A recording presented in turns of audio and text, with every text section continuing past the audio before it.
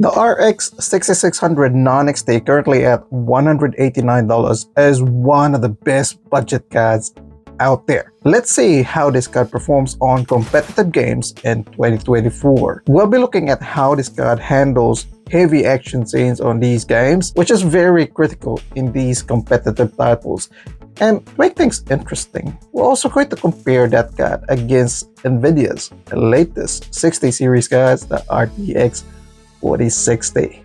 Okay, let's go. We are putting our Sapphire RX 6600 and our Ryzen 5800X 3D system, and as always we have run game benchmarks at least 3 times before recording started. We're also using a secondary PC to capture all of the gameplay here so there's no performance loss. Latest drivers and windows are used, and to reflect real world performance, all games have been using competitive settings. Okay, let's start with the first game. Warzone. Let's look at the raw 1080p performance of our RX 6600. Now, it doesn't perform too well, and if you look closely, you will notice that the temperature is a bit high on our base model. So let's put a fan curve in here to stabilize that. This is how it performs after we have introduced a fan curve on our base model. There are some minor improvements here, and let's enable anti-lag as well and see if that has an impact, wherein it's pretty negligible. Frame times are still not as smooth as they used to. Okay, how about if we compare this against a 1440p setup with FSR 3 without the frame gen, of course, and it looks like native is still the way to go as it has better FPS. Alright, let's have a look at how our $200 card performs against Nvidia's $300 card, the RTX 4060. The difference is quite noticeable there on the lows, and if you look at stability of frame times as well. Now, before we proceed with actual gameplay, can you guys hit that like button? It really does help us a lot. Okay, here's the actual gameplay. Now, we are obviously GPU bottleneck here, and I have to be honest, the RX 6600 is not very good. We have higher average FPS here, but the stuttering in game is very noticeable. And this is after we've had multiple testings. And look at that 1% low voice. It's pretty awful. Now, eventually we were able to find a way to tone this down, which now showed better gameplay and is definitely more stable. You can see that here with our 1% lows, which has increased, and there are also lesser frame time spikes. I'll put a link to the full video on how we did this in the comments because it does involve some analysis. Let's move on to our next game, Apex Legends. Now, let's start comparing the RX 6600 against our RTX 4060. And let's start off with some static shots. In here, the RTX 4060's lead is not that impressive. Lows are more or less the same with better 0.1% lows on the AMD card. Let's try to have some shooting scenes in here, and this is where we can see the RTX 4060 starting to pull through on the averages. But what about heavy action scenes? Let's have a look at that one too. And I think the RX 6600 is actually quite impressive if you consider the price, comparing it to the Nvidia's RTX 4060. Yep, there are solid numbers in here, better 0.1% lows as well. Average is quite close. On actual gameplay, it's also smooth. FPS is around 200 depending on the scene, and we are GPU bottleneck here, obviously. But we are averaging around 220 FPS with lows at around 160, which is decent. On action scenes, our frame times do tend to be stable. Okay, let's move on to our favorite building game, Fortnite, and let's start off with showcasing all 3 APIs, DX11, DX12, and performance mode. And right off the bat, we can already see where AMD's strength is, and this is DX12, where you get better stability and obviously the lows are really good. And before we move on, let's compare the RX 6600 against the RTX 4060. Let's start with performance mode, and there is definitely no contest here. Night and day difference in favor to the Nvidia card. Now, if we look closely, it seems like AMD is once again back to its old problem.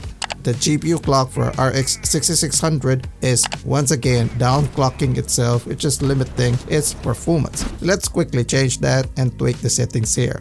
Let's establish a higher minimum clock speed of 2400 MHz and see how it performs now against the Nvidia card. Now, even with higher minimum clock speeds, the RX 6600 is still no match to the Nvidia card. It managed to raise its average FPS and lows, but not close enough against the RTX 4060. I guess the bright side of this one is that the RX 6600 is actually more efficient compared to the Nvidia card in performance mode, although, you know, the RTX 4060 is known to be an efficient card.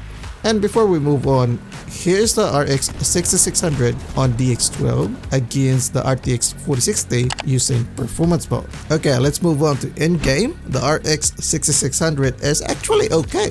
There are some minor stutters here and there, but this is primarily from Fortnite's game engine or possibly from the anti-cheat rather than the card itself. Now we are getting those high FPS still with lows at 160, which is actually not bad. I'm actually happy with the performance of this one. Our next game is Valorant. And once again, let's start with comparing the RX 6600 against the RTX 4060. Now, although Valorant isn't really a graphically intensive game, it is important to understand how each brand performs in this game. This does change every now and then, especially that we cover this, we've seen how it tends to fluctuate. In here, the RTX 4060 seems to have a slight lead. Let's go with some heavy action scenes, and it's pretty close to call.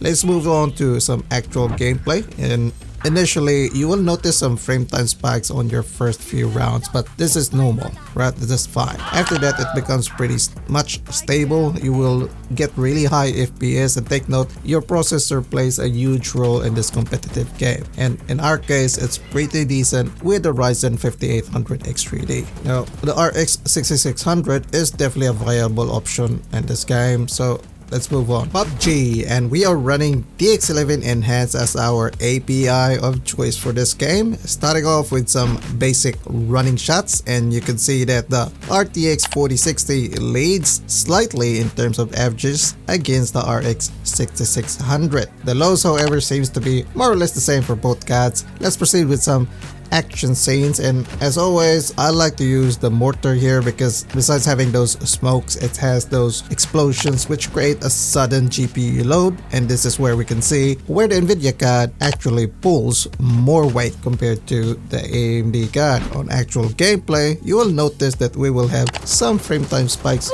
here and there, especially when we're moving around, and this is normal for PUBG. And I think this is with their game engine because every time you move to an area, it tends to load all these other things on the background, textures as you go, which then creates all that status. Performance, however, is pretty decent, even on scenes where we are engaging the enemies under smokes. We are getting about 160 average FPS with lows at around 100. Just disregard the 0.1% lows because that's for all those status. Temperature is a bit high on this one, and that's because I forgot to set the fan curve just for this test, but otherwise it's totally fine. Next game is The Finals. Let's start off with some comparison, and this is the native 1080p with the RX 6600 against 1440p with FSR turned on. There is a noticeable difference on our running shots, which becomes even more apparent when we go through the heavy action scenarios. Okay, let's compare our budget king in here against the RTX 4060. There's a significant difference clearly in favor for the RTX 4060, and this is the same thing when we are on heavy action scenes as shown here. In game, however, our FPS is actually okay. It's not that high, but we're stable. Average FPS is around 140 with lows at 100. Not the best experience, but considering this is a budget card, this is actually pretty good. You can definitely frag people here and there. Now, even with special effects like smokes, we're okay. Frame times are still below our golden number of 8 milliseconds and looks to be stable. So yeah, we're good on this one, boys. Now, the RX 6600 has a lot of good things going for it and is definitely still good value in 2024. There are issues, as previously mentioned in Warzone. However, there is a workaround for that one. We actually did an in-depth analysis just for that one alone, so if you want to have a look at that one, click this video right here and we'll see you guys over there.